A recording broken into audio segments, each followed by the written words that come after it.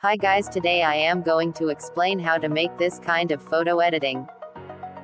Firstly, you want to open any browser in your phone and search cartoon images men. Select any picture.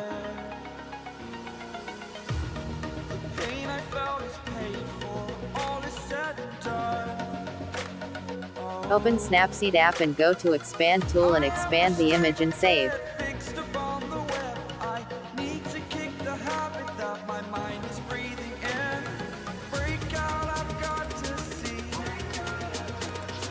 Then open the Toon app from Play Store and select any of your favorite picture to make cartoon.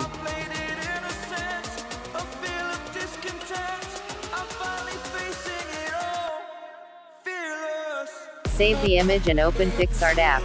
After opening the PixArt app, then open the image that we freshly expanded. Then go to Add Photos and add the picture that in the form of cartoon. Then cut the picture in the shape you need and replace with the image and adjust the color options.